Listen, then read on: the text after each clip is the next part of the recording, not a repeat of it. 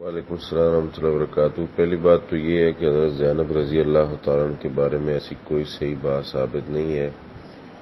اور دوسرا ہمیں اپنے اعمال صحیح کرنے چاہیے، کفر و شرک کو چھوڑنا چاہیے، نماز روزہ حج زکوٰۃ اذکار اور قرآن کے مطابق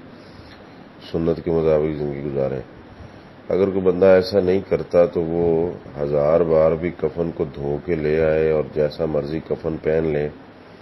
جیسے بخاری کے اندر حدیث ہے عبداللہ بن ابی کو نبی صلی اللہ علیہ وسلم کا جبہ مبارک پہنوایا گیا، لیکن پھر بھی اللہ تعالیٰ فرماتے ہیں کہ ان تستغفر لهم 70 مرہ فلن یغفر اللہ لهم، کہ اگر آپ جتنی مرضی اس کے لیے دعائیں کر لیں میں اللہ کبھی بھی اس کو معاف نہیں کروں گا۔ تو اس لیے یہ تو سارا جو ہمارا فیصلہ ہے یہ اعمال کے اوپر ہے۔ ایک بندے کے عمل صحیح ہے تو جو اس نے پرانے کپڑے پہنے ہوئے اس میں بھی اس کو دفنا دیں تو وہ انشاءاللہ جنتی ہے، اور اگر کسی کے عمل صحیح نہیں ہے تو اس کو آب زمزم سے غسل دے لو یا کفن جو ہے وہ آب زمزم سے دھو کے لے آؤ، جو مرضی کرتے رہو، اس کا کوئی فائدہ نہیں۔